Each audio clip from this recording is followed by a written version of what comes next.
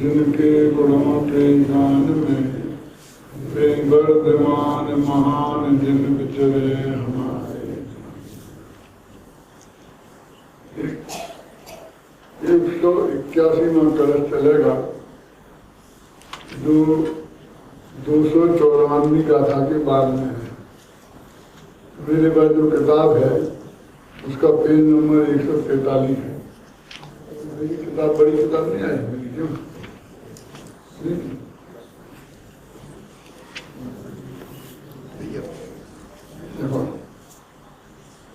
एक कलश के पहले इस प्रकरण पर बहुत मंथन हो चुका है और उसका सार अंतिम 4 लाइनों में दिया है पेज नंबर 142 पर। सबसे नीचे देखिए अंतिम पैराग्राफ में उक्त संपूर्ण चिंतन का निष्कर्ष यह है, इस गाथा में यही कहा गया है कि जीव और बंध को उनके स्वलक्षणों से जानकर उनके बीच की अंता संधि को पहचान कर बुद्धि की तीक्ष्णता से उन्हें भेद कर छेद कर बंध से विरक्त होकर उससे भिन्न अपने आत्मा में अनुरक्त होकर उसी में समा जाओ।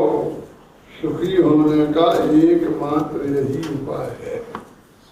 5 लाइनों में जो पूरा मोक्षाधिकार की पहली गाथा शुरू की थी वहां तक का सार बताया है और उसके ऊपर तो एक कलश चढ़ाया है।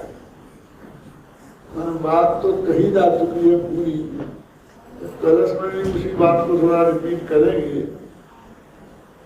अब आपको तो याद नहीं होगा कितने दिन पहले ये बात हुई थी, शायद यही दिवाली पर अपने चर्चा की थी बहुत विस्तार से। लेकिन इस पैरा में भी ये बात कही है और जो कलश है उसमें भी ये बात कही है, इसलिए कोई चिंता की बात नहीं है। अपन अब कलश को पढ़ते हैं।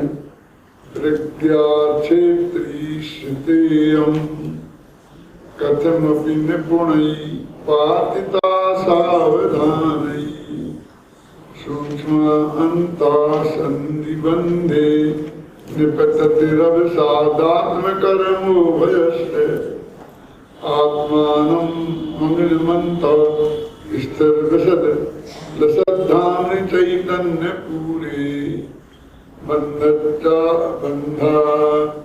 ज्ञान भावे नियमित सभ्यता कुर्वती भिन्न भिन्न। इसमें इसका हिंदी पद्यानुवाद पढ़ते हैं तो बहुत सा सहज भाव से ही खुल जाएगा।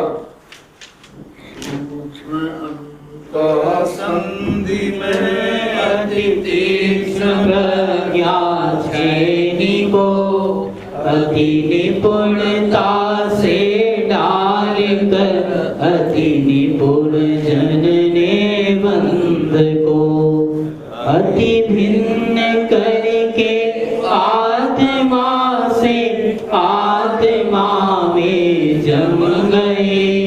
वे विवेकी धन्य है वे भव जलधि से तर गए। बात तो बहुत ही मार्मिक है, पूरा मोक्ष मार्ग इसमें आया।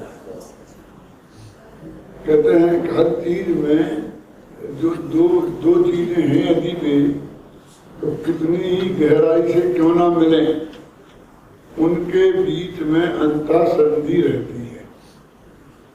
आपने देखा होगा जो पत्थर को जो काटने वाले लोग होते हैं वे उस अंता संधि को पहचानते हैं। इतना बड़ा पत्थर है और उसमें बीच में बारीकी से देखते हैं कि यहाँ यदि हम छेनी लगाएंगे तो जरा सी चोट मारेंगे तब भी ये 2 बार बिल्कुल अलग हो जाएंगे। तो वो इतनी बड़ी छत्ती की इतना बड़ा जो पत्थर होता है ना उसके, और दूसरी जगह कितना ही करे प्रयोग टूट के अलग हो जाएंगे तो कोई टुकड़े हो जाए। तो वो संधि को पहचानना बहुत आवश्यक है।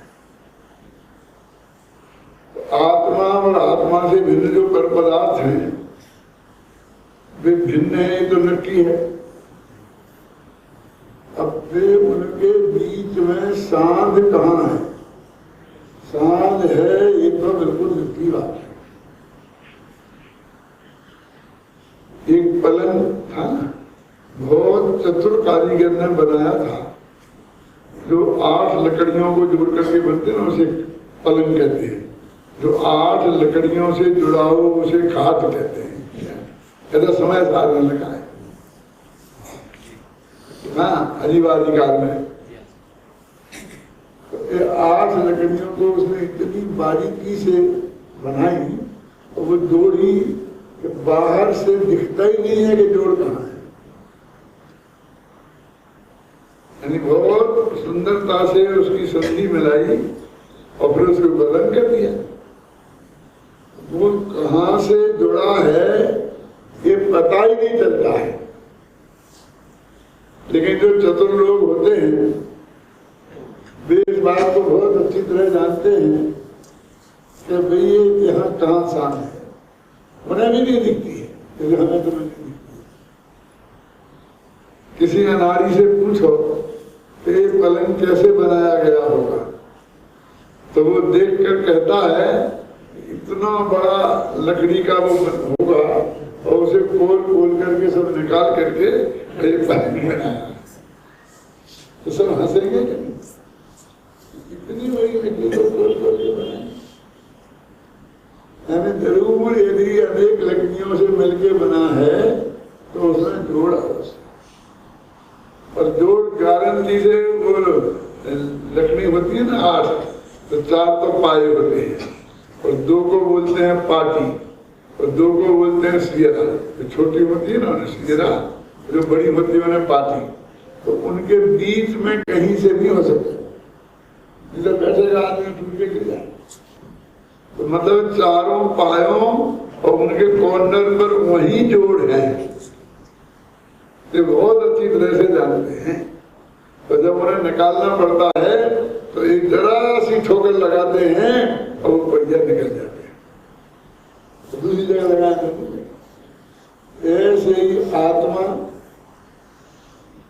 और शरीर, 4 जगह से मतलब आत्मा, स्त्री, पुत्र, मकान, जात, रुपया, पैसा, ये तो बहुत इतने दूर हैं कि स्थूलता से इनमें भेद दिखाई देता है। पर शरीर है, ये एक क्षेत्र आपका है। कैसा है? जो अपने शरीर है उसका एक एक अणु में आत्मा का एक एक प्रदेश बिल्कुल समाहित है।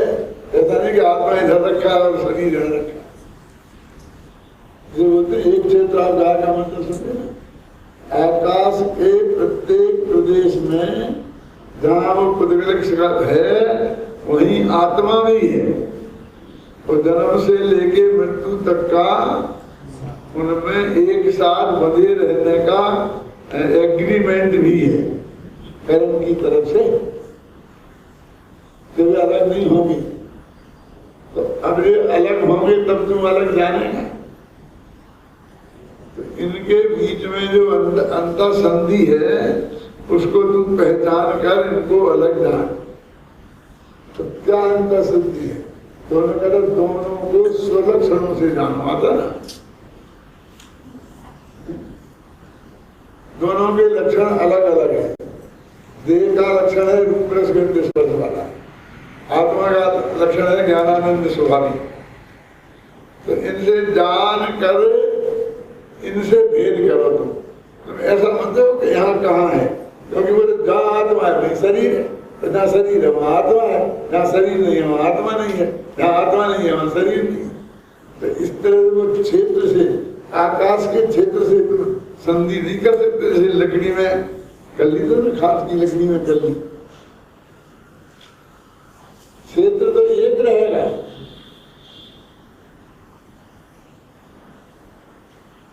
तो कहते दोनों का क्षेत्र एक रहेगा, दोनों के लक्षणों से उन्हें भिन्न जाना जा सकता है।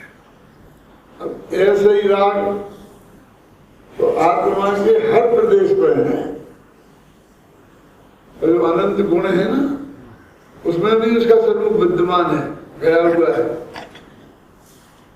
है ना? बिल्कुल ऐसा मिला हुआ है लेकिन राग का लक्षण अलग है और ज्ञान का लक्षण अलग है। अरे गुरुदेव श्री की भाषा इसमें मैं बताता हूँ कि वो राग को जानने वाला ज्ञान, आत्मा को जानने वाला ज्ञान नहीं। खास ऐसा गुरुदेव का बात किया, राग को जानने वाला ज्ञान वो आत्मा है और राग आत्मा नहीं।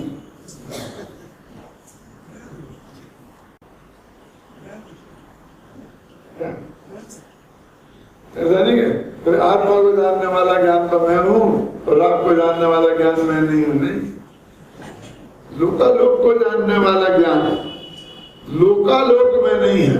संधि तो यहाँ थी, सांध तो यहाँ थी, श्रेणी तो यहाँ डालनी थी, तो हमने कहाँ डाल दी? तो वो जो राग को जाने वो ज्ञान भी राग की तरफ उसे डाल करके उस ज्ञान में और आत्मा में इनके बीच में अपने सिद्धि डाल वो तो अलग हो नहीं सकता। वहां तो सांध है ही नहीं, आत्मा में कभी टूट ही नहीं सकता है। ज्ञान तो ज्ञान द्रव्य ज्ञान गुण ज्ञान की पर्याय, इन तीनों से आत्मा टूट नहीं सकता है। अब देखिए जरा सी गड़बड़ी हुई कि उसमें हमने सांध जहां थी वहां तो नहीं डाली विज्ञान की छेड़ी, और जहां सांध नहीं थी वहां डाली। ये तो इधर का हुआ कि आत्मा के एक पार्ट को हमने पूर्वल की तरफ मान दिया। आवाज नहीं ना रही, अभी आवाज कभी बोलो यार, इनमें और आगे पीछे कुछ करना हो तो कर लो तुम लोग, मुझे कोई एतराज नहीं है। मैं इससे ज्यादा जोर से नहीं बोल सकता रहे, नहीं तो मैं एक घंटा जो बोलना चाहता हूँ वो नहीं बोल सकता। अब कुछ फर्क पड़ा क्या? देखो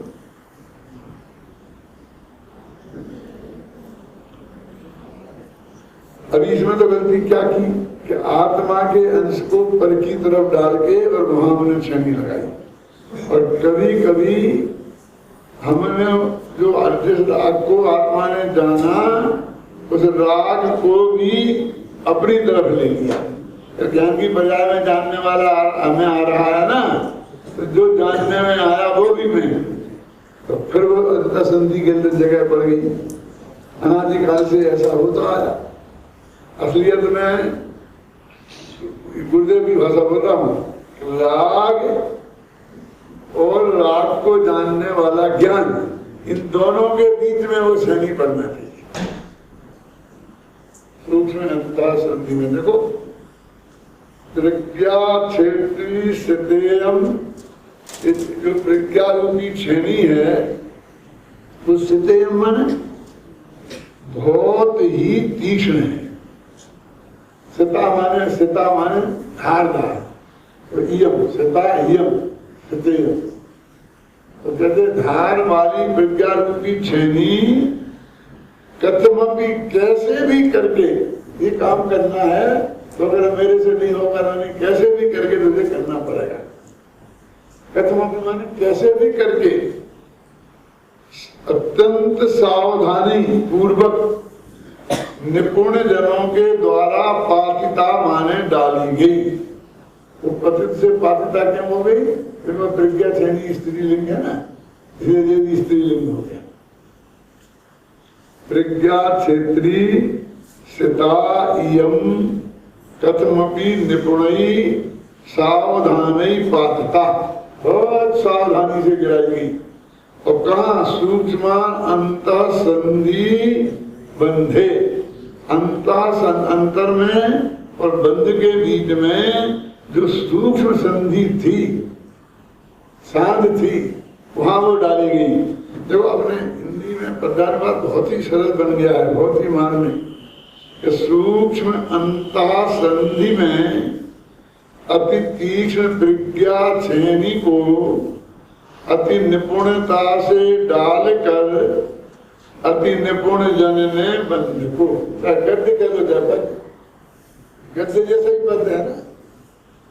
पांडे राजमल जी का जो गद्य है वो भी गद्य जैसा पद है, उसमें अनुवाद नहीं लगना नंबर पर, उनका दही पढ़ो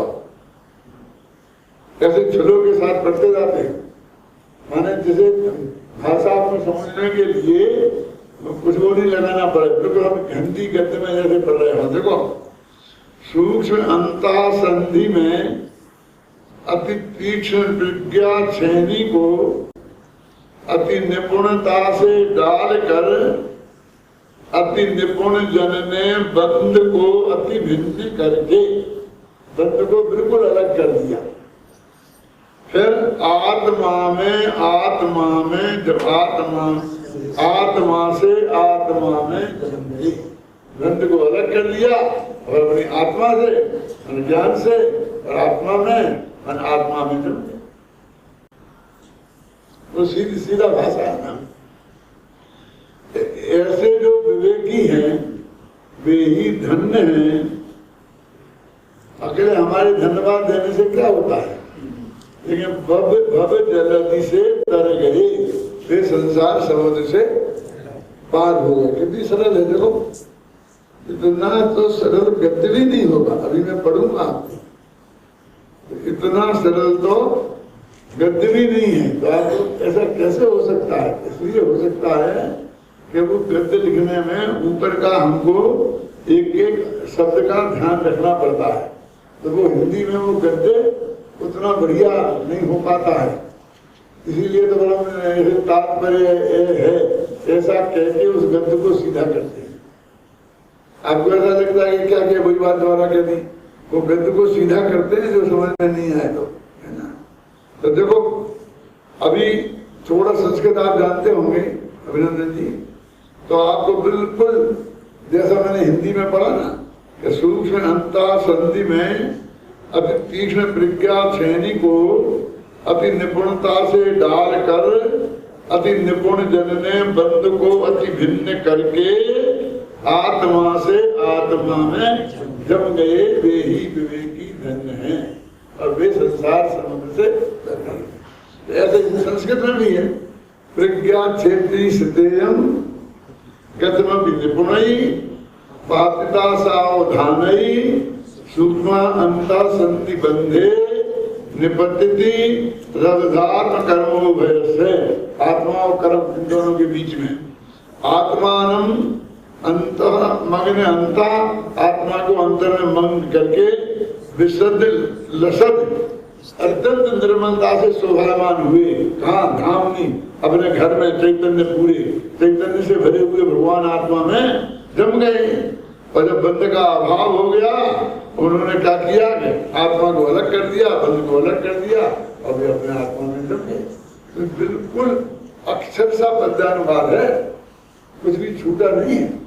पहले भी शायद मैंने आपको बताया था, आज फिर इस मौके में बताता हूँ कि बनारसी दास जी ने भी बहुत अच्छे पद्यानुवाद किए। हम उसका पाठ करते हैं, बहुत अच्छे लगते हैं। लेकिन बनारसी दास जी ने जो लिखा है वो कैसे लिखा? वे असलियत में बहुत अच्छे कवि थे, तो वे समय सार का स्वाध्याय करते थे और जो बात उन्हें अच्छी लगती थी खासकर कलशों में क्यों? कलशों में भावुकतापूर्ण कथन बहुत है और कवि को भावुकतापूर्ण कथन कविता करना बहुत अच्छा लगता है। तो उनने उन कलशों के आधार पर छंद बना दिए। तो कभी ये बना दिया मोक्षाधिकार का, जीवाधिकार का बना दिया, जिसका बना दिया, ऐसे बना के धीरे धीरे लगभग सबके बन गए। लगभग किसी कह रहा हूँ 10-20 छंद ऐसे आदमी हैं कि जिन पे हिंदी पद्यानुवाद नहीं है, और ऐसे भी छंद हैं कि जिन पर 10-10 छंद लिख दिए उन्होंने। अब 10 छंद में तो 2 लेने का तो छंद है, अब 10 छंदों में क्या जब होगा? तो अभी तरह से विस्तार से सब बातें लिख दी। तो इस तरह का पद्यानुवाद है। फिर उस वक्त बनारसी दास जी के छंद इतने लोकप्रिय थे कि आगरा की गलियों में जैसे आजकल बच्चे सिनेमा के गाना गुनगुनाया करते हैं ना, गलियों में घूमते घूमते, ऐसे इन्हें गुनगुनाया करते थे लोग। इतने लोकप्रिय थे जैन अजैन सब में। फिर उनने या उनके शिष्यों ने उन सारे छंदों को इकट्ठा किया, तो समय सार के इसे मिलान कर करके और उनको किरण से जमाया। अब जिनका कहीं मिला ही नहीं तो उन्होंने जहां उचित लगा वहां रख दिए बोले।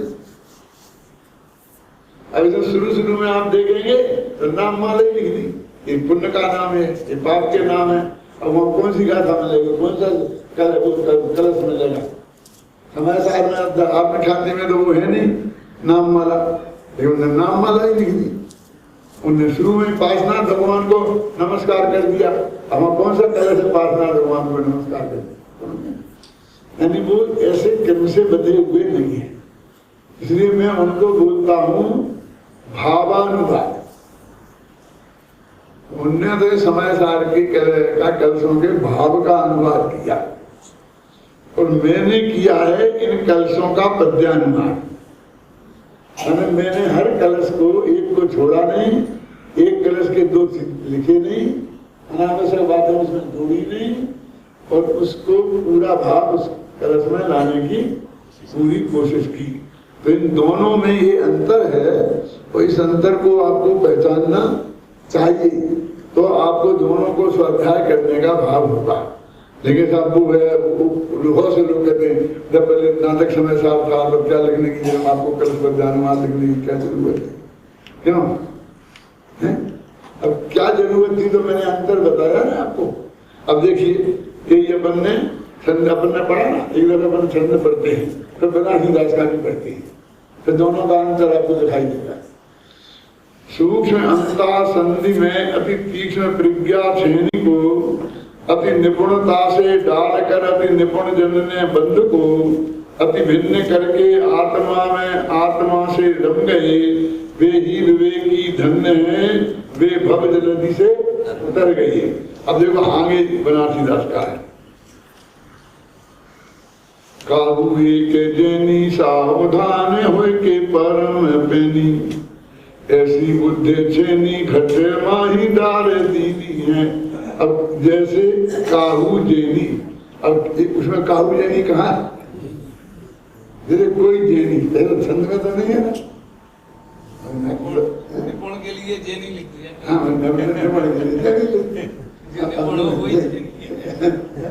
तो मेरा आप समझ में आया ना अंतर? जैसे काहू जैनी सावधान होए परम पेनी, ऐसी बुद्धि छेनी घटे माही डाल दीनी है।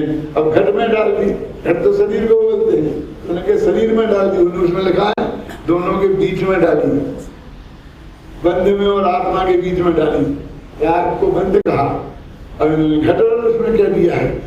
बैठी लो कर्म भेदी दरब कर्म छेदी, स्वभाव विभाव ताकि संधि शोध लीनी है।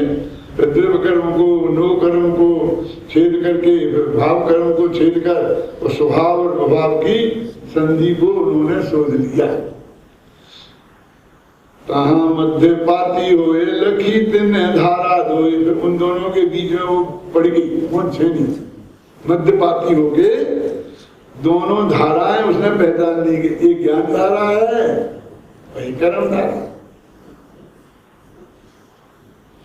अब एक धारा एक मुधामयी और एक सुधा रस की भी है। एक तो मूर्खता की धारा है, कर्म और राग में एकत्र बुद्धि वाली धारा है, और एक अमृत से भरी हुई धारा है। ये शब्द नहीं मिलेंगे उस कलश में, अभी समझे ना। और मुधासों विरक्ति हो, मूर्खता की धारा थी उससे विरक्ति हो विरक्त होकर के, है ना। सुधा सुधा सिंधु में मगन भई, वो प्रज्ञा रूपी छेनी और सुधा माने अमृत का जो दरिया था उसमें मगन हो गई।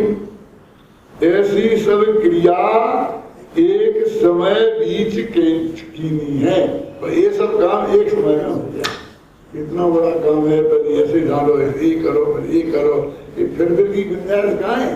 एक समय में तो सब काम होता है। अब दोनों का छंद देखो, मूल छंद, फिर दोनों का अनुवाद और दोनों का अंतर, और फिर बस दो अलग लिख दिया। जैसे छेनी लोहे की करे एक सौ दो, जड़ चेतन की भिन्नता जो सो बुद्धि सो। यानी भाव तो वही है ना, लेकिन भावानुवाद कहा, लेकिन अक्षरों को नहीं मिला सकते, शब्दों को नहीं मिला सकते, उन्हीं शब्दों का प्रयोग उन्होंने नहीं किया। असलियत में हम जब इसकी गहराई में गए कि ऐसा क्यों हुआ, ऐसा इसलिए हुआ कि बनारसी दास जी संस्कृत नहीं पढ़ी थी, संस्कृत प्राकृत के भी विद्वान नहीं थे, और हिंदी के रसिया कवि थे श्रृंगार रस। उन्होंने एक किताब लिखी थी श्रृंगार रस में, क्या नाम था उसका? नवरस। और उस किताब को जब अध्यात्म की रुचि भई तो गोमती नदी में फेंक दी, और श्रृंगार के गीत लिखे थे। अब ऐसे कवि को समय सार का स्वाद नहीं किया। अब उन्हें भाषा तो पढ़ी नहीं संस्कृत प्राकृत, तो एक पांडे राजमल जी थे, उन्होंने कलश टीका का है, बारबोधनी कलश टीका लिखी थी। पंचाध्यायी की रचयिता हुई कहा जाता है। अभी झगड़ी में नाम था, पांडे राजमल जी से अपने मुखी भाई बहुत परिचित है, गुरुदेव ने बहुत अच्छी तरह सबको परिचित कराया है कलश टीका की। तो उन्होंने खुद ही तो लिखी, वो मतलब उन्होंने कलश टीका उन्होंने खुद लिखी, जबकि वो संस्कृत के इतने अच्छे बड़े विद्वान थे कि पंचाध्यायी जैसा ग्रंथ ही उसने लिखा। जो धारा प्रवाह संस्कृत में से बोलते जा रहे हैं, और गद्य जैसा पद्य, और सब लोग समझ के जाते ऐसा। तो उनकी जो उन्होंने हिंदी टीका लिखी, वो उस जमाने में हिंदी व्यवस्थित भाषा थी नहीं, कोई भी कवि की हिंदी में ऐसी टीकाएं मौजूद नहीं थी, कोई उपन्यास नहीं था, कोई कहानी नहीं थी, कोई पुराण नहीं थे, कुछ नहीं थे।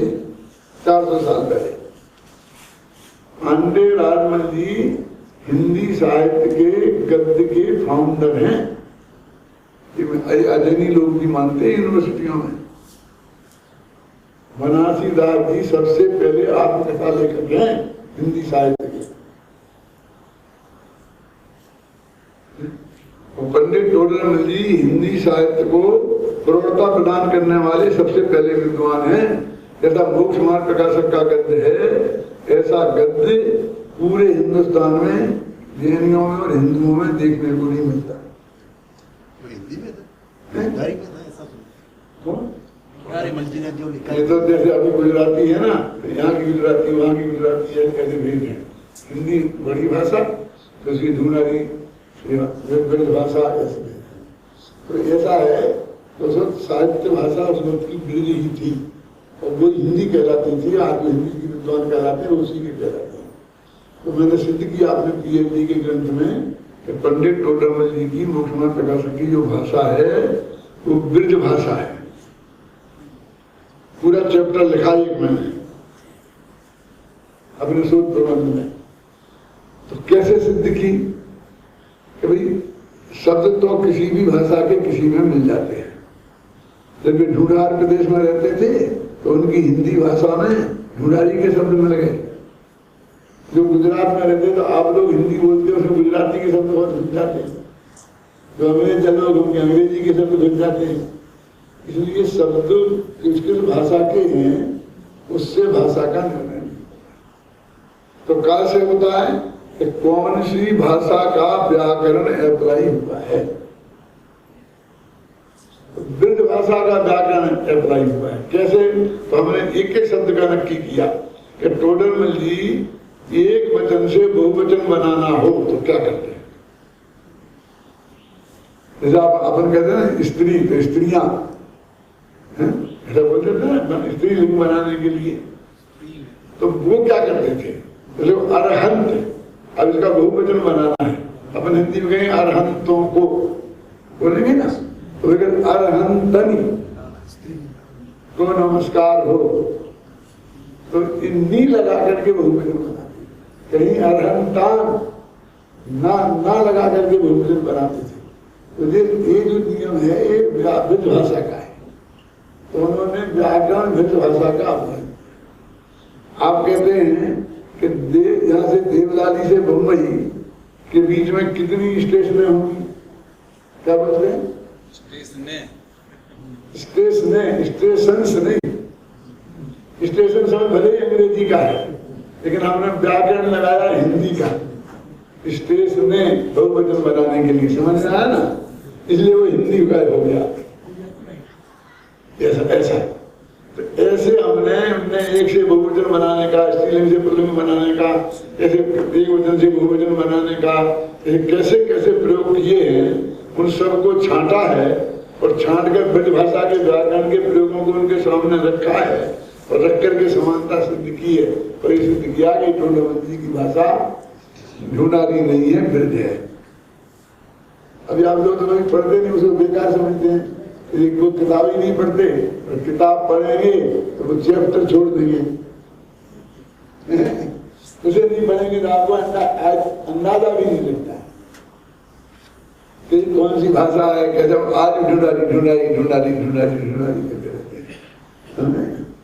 तो असलियत में ये जो भाषा है पांडे राजमल जी की इतनी कमजोर है, माने उस वक्त समझ लीजिए कि कोई भाषा ही नहीं थी, तो उसमें व्यक्ति कैसे करे भाव, बोली थी, लोग बोलते थे बस आपस में, तो दो है सो है ऐसे कर करके उन्होंने वो भाषा दी। तो बनारसी दास जी वो बोला करते थे उस एरिया में रहते थे, तो उन्होंने उससे समय सार पढ़ा। देखना कितना कठिन काम था। आज हम उनको आत्मख्याति, जयसेनाचार्य की टीका, गुरुदेव के प्रवचन और कितनी कितनी चीजें उपलब्ध हैं, और आपको गुजराती में उपलब्ध है, मुझे हिंदी में उपलब्ध है ना सब। उन लोगों के पास कितनी कठिनाई थी, और उससे पढ़कर के उन्होंने उसमें रम गए, रस गए, पक्के अध्यात्मी बन गए, और उससे जो है उन्होंने एक समय सार की कलश ली। तो इसमें जो अर्थ पांडे राजमल जी ने किया वो आ गया, और जो उन्होंने नहीं किया वो नहीं है। अब वो बहुत बड़ा झगड़ा है, मैं आपको उसमें पढ़ना नहीं चाहता हूँ, अकेले हेमचंद जी की समझ में आएगा, मैं इसमें जाऊंगा तो और आप बता जाएंगे। लेकिन इतना मोटा मोटा समझ लो कि वो जो भाषा थी और जिसने उन्होंने किया, तो ये पंचाध्यायीकार है, तो इनके नयों में मतभेद है, तो वो असर बनारसी दास का है। तो बनारसी दास में नयों का प्रयोग मिलेगा, वो पंचाध्यायी के आधार पर मिलेगा, और सारे समय सार की धारा में मिलेगा, तो समय सार की आत्मा अलग है। इसलिए कहीं कहीं आप बहुत कंफ्यूजन हो जाएंगे। अब कोई आदमी की हिम्मत नहीं है कि ये कह सकता है कि बनारसी राजी ने कि पांडे राजमल जी ने गलती की। लेकिन कुंडमुंड की जो धारा है वहां से लेकर के और गांधी स्वामी तक यहाँ तक अपना तक आई है, वो एक बिल्कुल अलग है, और वही सच्ची धारा है। अब हम ये कहेंगे ये ठीक नहीं है, तो फिर आपको लगे अच्छा देखो इसमें गलती निकालने लगे, गुरुदेव की में निकालने लगे थे, हिंदी में निकालने लगे, इसमें निकालने लगे, इसमें निकालने लगे। मैं इसका एक बहुत आपको पक्का उदाहरण बताता हूँ कि मैंने नए चक्र में ये सब लिखा है, और पंचाध्यायी के नए अलग लिखे हैं। अब गुरुदेव श्री ने 19 बार प्रवचन किए ना, जब 19वीं बार प्रवचन किए, उन प्रवचनों में 11वीं गाथा का जब उन्होंने अर्थ किया, तो उस वक्त उनके दिमाग में पंचाध्यायी के नए सवाल थे, इसलिए उन्होंने पंचाध्यायी के हिसाब से नयों की परिभाषा घटित कर दी, बुद्धिपूर्वक और अबुद्धिपूर्वक राग के भेद करके। समझ में आया ना? अब वो असली समय सार की धारा है, उससे अलग है। अब उसमें वो आए, वो उसी को प्रवचन रत्ना कर लिखे गए, अब उसी सब में चले गए। अब जो मामा रमण मामा थे ना, बाबू भाई के जितने वो लिखे थे, अब उनको वही में एकदम अच्छी तरह से उतरे हुए जो उन्होंने लिखे थे ना, अच्छा। तो मैं गया था यहाँ गुजरात में हिम्मतनगर प्रवचन करने, जब वे गुजरात में मामा भी बैठे थे, तो मैंने नए चक्र के जो ये नए बताए समय साल की, उनसे एक ने कहता कि जीव और देह एक है, व्यवहार ने कहता, निश्चय ने कहता कि एक नहीं। तो एकदम उनको समझा कर एकदम गलत है मेरी सभा। ये नहीं है बुरा बुद्धिपूर्वक राग, उसका बुद्धिपूर्वक राग ने फटाफट वो गुरुदेव के बताया। गुरुदेव ने कहा, मैंने कहा गुरुदेव ने कहा है, मुझे पता है और ये सब मैंने लिखे हैं। मेरे भाग्य की बात है कि ये जो मैंने लिखे थे ये भी गुरुदेव श्री ने देख लिए। और अंतिम समय में एक साल मुझे गुरुदेव श्री के सामने क्लास लेने का मौका मिला था और वे नए चक्कर पे ही मैं क्लास ले रहा था। तो मैंने उनके सामने भी ये स्पष्ट कर दिए थे। उन्हें सब ख्याल में आ गए थे ये बात है कि ठीक है, लेकिन साहब वो नहीं माने। उन्हें बहुत समझाया, एकांत में समझाया, नहीं ये तो सही। तो मेरा कहने का मतलब है कि जब कोई बड़ा आदमी के मुंह से वो बात निकल जाती है तो उसको हमको सही करना भी बहुत कठिन हो जाता है। हम पूरे आगम से मिलान करके यदि एक बात उनका आ जाता कि ये पंचाध्यायी के हिसाब से अर्थ है और समय साल के हिसाब से ऐसा अर्थ है तो काम खत्म हो जाता। और वाक्य भाग्य से वो वाक्य नहीं आ पाया, बस आप लड़ते रहो। यदि आपको सचमुच हृदय से निर्वाणी का मर्म समझना है तो पूज्य गुरुदेव श्री ने जो अपन को समझाया है वो 99% उनको ही श्रेय जाता है, इसमें कोई शक नहीं है। लेकिन हम इतने अंधे होकर भी नहीं चल सकते हैं कि पूरी जो आगम की मूल धारा है समय साल की 2000 वर्ष से लेकर के आज तक की, कि उस धारा को भी हम मालूम पंचाध्यायी वाले क्या कहते हैं कि शरीर को और आत्मा को एक कहना, मनुष्य को जीव कहना ये झूठ है। स्त्री पुत्र को अपना कहना कि मेरे माता पिता हैं ये झूठ है, ये सही नहीं है, बिल्कुल सर्वथा झूठ है।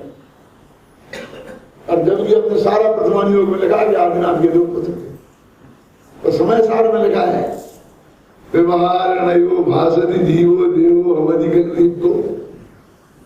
अब वो नहीं सुनेगा, बस खत्म, उसको तो मिल गया। बनारसीदास की एक लाइन मिल गई, वो लिए बैठे। अब समझ गया ना ये दिक्कत। लेकिन उससे उस पर 3 अनुयोग खड़े हैं भाई साहब, प्रथमानुयोग, चरणानुयोग और कर्णानुयोग। क्यों कि एक आदिनाथ के 2 बेटे थे भरत और बाहुबली, ये बात सच्ची है कि झूठी? और पांडे राजमली कहते हैं बिल्कुल झूठी है, ही नहीं। तो कोई बेहतर है ना कि दर्शन में मैंने पूरा आदि पुराण खत्म होता है ना। अब आलू में अनंत जीव है, सच्ची है कि झूठी? ये भी तो आलू के देह को ही जीव मान कर एक बार बात करी है ना, तो चरण योग खत्म हो जाए। और इस कर्म की वजह से ये होता है, इस कर्म की वजह से ये होता है, ये सब खत्म हो जाएगा। क्योंकि 2 द्रव्यों के बीच में जो नय होता है उसे व्यवहार कहते हैं, पंचाध्यायीकार कहते हैं कि ये बात सही नहीं। बोलो क्या कहना? आपको भी मेरे में अनंत विश्वास नहीं हो तो मैं भी नहीं समझा सकता, समझाने की हिम्मत नहीं कर सकता। कौन झगड़े में पड़े? सच्चे हृदय से हमको सच्ची बात समझनी है तो इस बात मैंने इसमें कई जगह लिखा है। ये जो 2250 पेज मैंने लिखे समय साथ, इसमें कई जगह लिखा है। जो गुरुदेव के सामने छप गए थे, लिखे गए थे, उनमें यहाँ पर ये बात ऐसी समझना चाहिए, इसको ऐसा नहीं है, ये पंचाध्यायी के हिसाब से है, इसके हिसाब से है। और पंचाध्यायी कार को अत्यंत विनम्र पूर्वक ये लिखा कि यहाँ पंचाध्यायी कार से सहमत होना संभव नहीं लग रहा है। तो अब वो बनारसीदास के छंदों में भी वो बात आ गई। अब आप यदि बनारसीदास पर डिपेंड हो गए तो आप समझ लीजिए पूरी गड़बड़ी हो जाएगी। इसलिए भी ये जो नया पद्यानुवाद है इसकी उपयोगिता है। देखो अपना पढ़ते हैं आगे, देखो इससे अपन ने बनारसीदास का पहले पढ़ लिया जरा।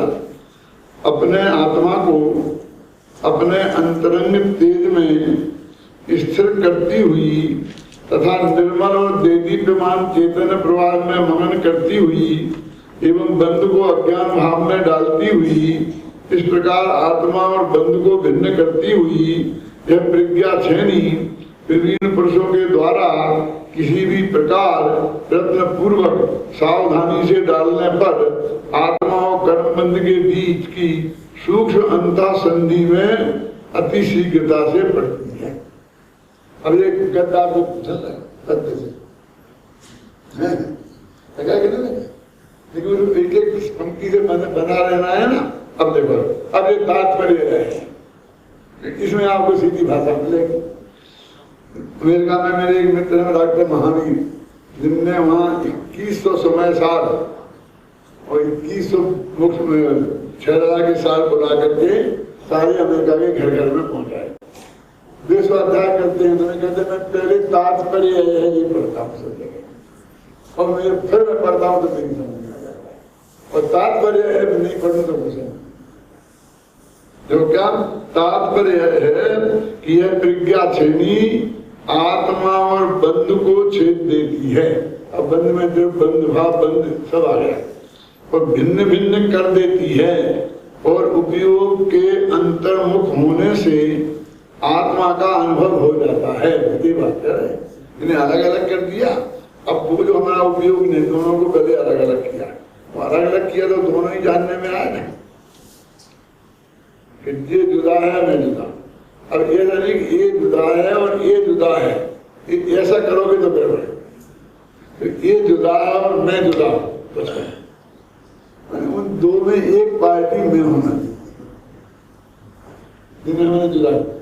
तो जो कर्म का बंध प्रक्रिया है, राग की प्रक्रिया है, वो जुदी है और अपना भगवान आत्मा जुदा है। ऐसा ज्ञान ने भेद विज्ञान किया, तो इसको बोलते हैं विकल्पात्मक भेद विज्ञान।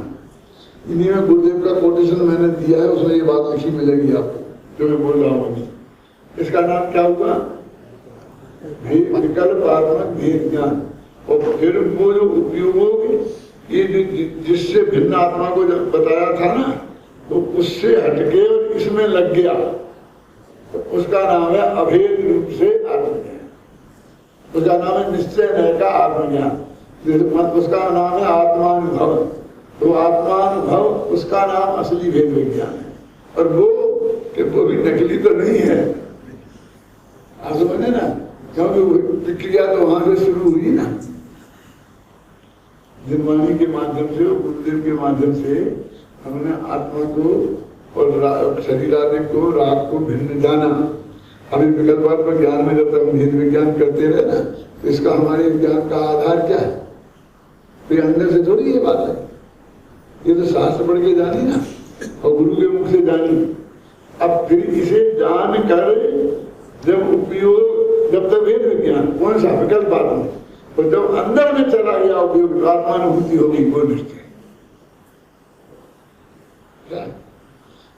दोनों के बीच में भेद विज्ञान जरूरी है ना, तो दोनों के बीच में भेद विज्ञान जरूरी है, तो वो दोनों जानने में आए कि नहीं आए, कि पर जानने में नहीं आया,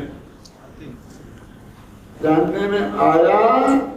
और फिर क्योंकि अपनापन इसमें हुआ ना, तो रुचि इसमें हुई, तो उपयोग जहाँ रुचि होगी वहां जाता है। रुचि अनुनायी वीर वहां काम करता है जहाँ रुचि होती है, तो उसी को कहते हैं अपने आप चला गया, उसी को कहते हैं हमने बुद्धिपूर्वक ले गए।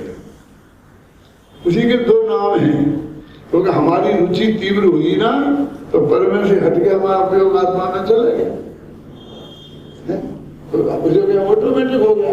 और उसी को कहेंगे, उसी को कहेंगे हमने प्रसाद पूर्वक किया। क्या प्रसाद किया तुमने?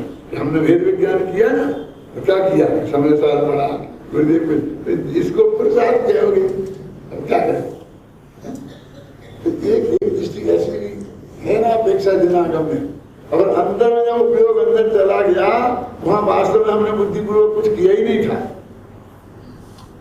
और उसको असली प्रसाद कहते हैं, वो है। इस सारी दिनागम के ऐसे बहस की बातें हैं, वो आपको समझने में मिलेंगी।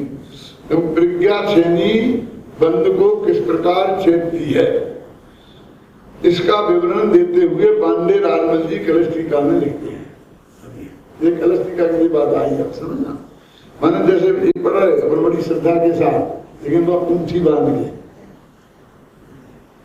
के समझ गए ना कि राजमंजी में और इसमें जो मूल धारा में अंतर है उसको ध्यान में रखें। उन्होंने बहुत मार्मिक तरीके से बात रखी है और उसके लिए अत्यंत उपयोगी है। उसका विवरण इस प्रकार है कि जो द्रव्य कर्म है ज्ञानावानादि पुद्गल का पिंड, वह यद्यपि एक क्षेत्रावगाय रूप है तथापि उसकी तो जीव से भिन्न बने की प्रतीति विचारने पर उत्पन्न होती है, माने सहज है जानना। कारण की द्रव्य कर्म पुद्गल पिंड रूप है, यद्यपि एक क्षेत्रावगाय रूप है तथापि भिन्न भिन्न प्रदेश है। चेतन अचेतन है, वो बनता है खुलता है, ऐसा विचार करने पर भिन्न बने की प्रतीति उत्पन्न हुई। हो गई ना। अब नो कर्मो जो शरीर मन वचन का है, उससे भी उस प्रकार के विचारने पर भेद की प्रतीति उपजती है। भाव कर्म जो हुए राग देश रूप अशुद्ध चेतना रूप परिणाम, वे अशुद्ध परिणाम वर्तमान में जीव के साथ एक परिणमन रूप हैं तथा अशुद्ध परिणाम के साथ वर्तमान में जीव व्यापक रूप से परिणमता है। वे एक हैं और व्यापक संबंध है आत्मा का। इस कारण उन परिणामों को जीव से भिन्न बने का अनुभव कठिन है तथा सूक्ष्म अंतःसंधि का भेद पाड़ने पर भिन्न प्रतीति होती है। ये सब बुद्धिपूर्वक की बात चल रही है। उसका विचार ऐसा है, उसका विचार माने कैसे होती है कि जिस प्रकार स्फटिक मणि स्वरूप से स्वच्छता मात्र वस्तु है, लाल पीली काली हरी का संयोग प्राप्त होने से लाल पीली काली हरी स्वरूप स्फटिक मणि रूप झलकती है ना। वर्तमान में स्वरूप का विचार करने पर स्वच्छता मात्र भूमिका स्फटिक मणि वस्तु है, उसमें लाल पीला कालापन पर संयोग की उपाधि है, स्फटिक मणि का स्वभाव गुण नहीं है। इसको जरा समझो, एक स्फटिक मणि है, अब उसमें जो पीछे दाग लगा दी तो कुछ लाल पीली हरी दिखने लगी। अभी हमने स्फटिक की मूर्ति विराजमान करी, अब हमें समझ रहे बिल्कुल ये तो आर पार दिखनी चाहिए ना सोच, लेकिन दिक्कत क्या है कि मंदिर में जो हमने उसमें सोने का काम कराया वेदी में इसमें वो सब का दूसरा आता है, तो मूर्ति स्फटिक मणि एकदम बाहर ऐसा दिखता है ना, क्लियर ऐसा नहीं दिखता है। अब क्या करें, वो तो जो सामने दीवार होगी ऐसे भी होगी, दर्पण है, उसके सामने जो चीज होगी वो तो झलके बना रहेगी। नहीं आप कहो हम ये हटा के दिखा दो तो नहीं दिखाए, तो कहते तुमको अब अकेली इस बुद्धि रूपी छेनी से काम करना पड़ेगा। ये चीज तो इसमें झलकेगी और मैं इससे भिन्न इसको शुद्ध देखूं। स्फटिक मणि में जो चीजें झलक नहीं है वो झलकान हम रोक नहीं सकते हैं, लेकिन हम अपने विवेक की बुद्धि से उनसे रहित उस आत्मा को देख लेते हैं। अब क्या आत्मा में क्या, आत्मा में भी ये झलकते रहते हैं ना। केवल ज्ञान हो जाएगा फिर तो छुट्टी मिल जाएगी ना, इससे क्यों कि फिर और ज्यादा झलकने लगेगी, क्योंकि सफाई पूरी हो जाएगी ना। दर्पण पे मैल जमा हो तो कम झलकते हैं और मैल को साफ कर दो तो कभी तुमको अनंत काल तक ऐसा मौका नहीं मिलेगा कि गे से रहित ज्ञान आपको दिखाई देगा। तो प्रति समय ज्ञान की पर्याय किसी ना किसी को गे बनाती ही है। अब आपको अपनी बुद्धि का कमाल करना है और आपकी बुद्धि में ऐसी ताकत है और आप रोजाना एक काम करो। आप अपनी बुद्धि से रोजाना एक काम करते हो। उदाहरण के लिए मैं आपको बताता हूँ, थोड़ा सा अटपटा लगेगा लेकिन समझ में जल्दी आएगा, इसलिए बोलता हूँ कि अपन किसी अपने लड़के के लिए लड़की देखने गए तो वो लड़की कपड़ों में, गहनों में सज धज के आती ना, और क्रीम पाउडर भी लपेट लपेट के आती है, और आपको वैसी लड़की देखनी पड़ती है। अब आप तो चाहते हो तो उसका हमको सही रूप रंग दिखाई दे जाए, तो वो बहुत तो वस्त्रों से ढका है, बहुत गहनों से ढका है, बाकी क्रीम पाउडर से ढका है, क्या करें? अब बोले क्या करें? आखिरकार आप इतना हाथ जो बाहर निकला है उसे ही देखकर सारा शरीर, एक लड़की गोरी है कि सांवली है, इस सारा निर्णय आपको उसी से करना पड़ता है ना। ऐसा कहेगा कि थोड़ा सा ऐसा ऊपर हटा ऊपर हटा, अब आजकल वो अपने आप ही करती होगा, अलग बात है, लेकिन आप तो नहीं कह सकते ना। तो आप में ऐसी विवेक बुद्धि कायम है ना कि वस्त्रों से ढकी हुई लड़की को भी अब निर्वस्त्र देख ले, ऐसा तो गंदा काम, नरक में जाएंगे, लेकिन तू काय के लिए देख रहा है? फिर बेकार भाव से नहीं देख रहा है, तो अपनी पुत्रवधू बनाने की दृष्टि से उस बात को समझ रहा है। मेरा मतलब कहने का समझ गया ना, तो तू कोई नरक मनक में नहीं जाएगा, घबराना नहीं। ऐसे ही आत्मा को भाव कर्मों, द्रव्य कर्मों और नौ कर्म, इन तीनों में से एक भी अलग नहीं है। कितना खिंचा पिचा मामला है। आत्मा में राग भी झलक है, फिर आत्मा में देह लिपटी हुई है, नो कर्म लिपटा हुआ है, भाव कर्म है, द्रव्य कर्म है, ज्ञान वर्णादि लिपटे हुए हैं। अब जितने भी ज्ञानी आज तक हुए हैं उन सब ने अपनी अज्ञान अवस्था में, घबराना नहीं, ऐसी आत्मा में से शुद्ध आत्मा को देखा है। ज्ञानी तो भी तब भैरव में शुद्ध आत्मा को देख लिया। तो ये सारा पुरुषार्थ अज्ञान अवस्था में हुआ कि नहीं हुआ? तो अज्ञान अवस्था में तेरे को ऐसा सामर्थ्य करने की ताकत है कि नहीं है? अज्ञानी को भेद ज्ञान का होता, अज्ञानी को अनुभूति कहाँ होती है? अरे भाई अब क्या बताएं कहाँ होती है? यदि नहीं होगी तो किसी को ही नहीं होगी अनंत काल तक। और फिर तू भी बहुत निराश हो जाएगा, क्योंकि मैं तो कुछ जानते ही नहीं हूँ, मैं तो कुछ जानते ही नहीं हूँ। हम कहते भाई कोई चिंता की बात नहीं है, आप आओ प्रवचन में बैठो, क्लास में बैठो, सब आने लगेगा। हम थोड़े कौन ऐसे थे, हम भी पहले आने लग गए, धीरे धीरे तो मैं समझ में आने लग गया। आप यही करते हो कि नहीं करते हो? कहते ही समझने तो आगे भी तो पूरा कर, ऐसा नहीं, सबकी समझ में आएगा। जैसा लिखा बनारसी दास जी ने कि भेद ज्ञान कब लो भरो कि जब लो मुक्ति न हो, और कहाँ से भरो? अज्ञान अवस्था से। शरीर जुदा है, आत्मा जुदा है, जो अपने आप बोल रहे और तुम्हारे हम में समय दृष्टि नहीं है, तो आप भी विज्ञान कर रहे कि नहीं कर रहे?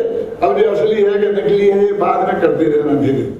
अभी तो उसका नाम तो भेद विज्ञान ही है ना। तब कहाँ से शुरू? जहां तुम खड़े हो वहां से शुरू, और जब तक सिद्ध नहीं हो जाओगे, माने संयोग पूरे हट नहीं जाएंगे, तब तक संयोग है ना शरीर का। शरीर का संयोग है कि नहीं है?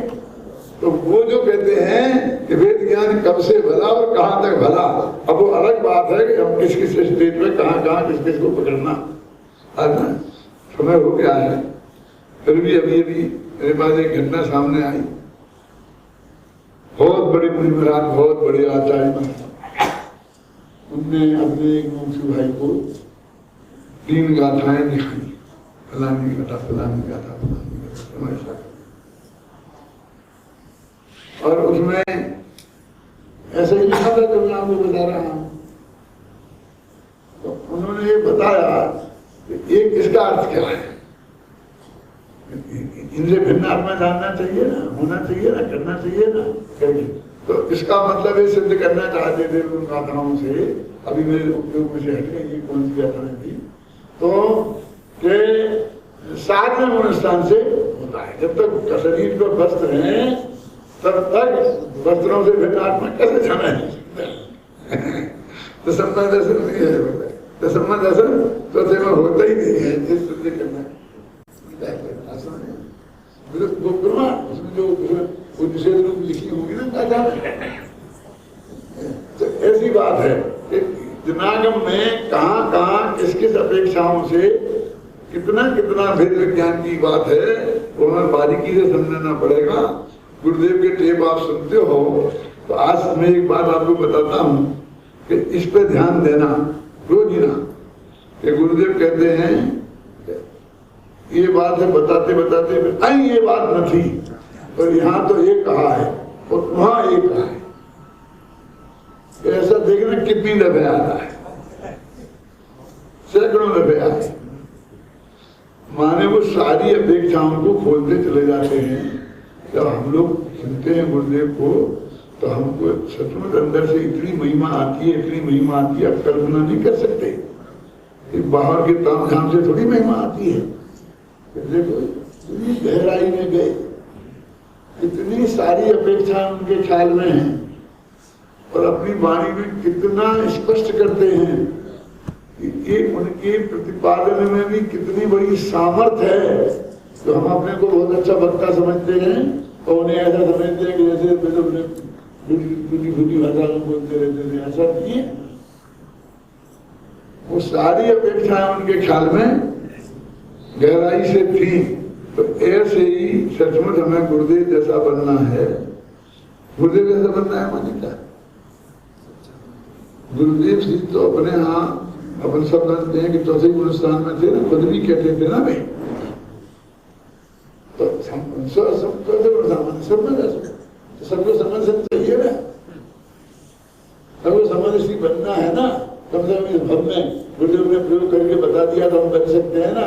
ऐसे तो हम सबको मोक्ष में जाना है, उससे कम हमें कोई पसंद नहीं है कोई चीज। लेकिन उन जैसे ही बनना है, वे हमारे आदर्श हैं। तो जैसा वो अपने जीवन में करते थे, उठना बैठना खाना पीना तो हमने बहुत नकल की, लेकिन वो जो अपने चिंतन में अध्ययन में प्रतिपादन में जितनी सूक्ष्मता बारीकी से बात बताते थे वो हमें अपने जीवन में लानी चाहिए। ऐसी भावना के साथ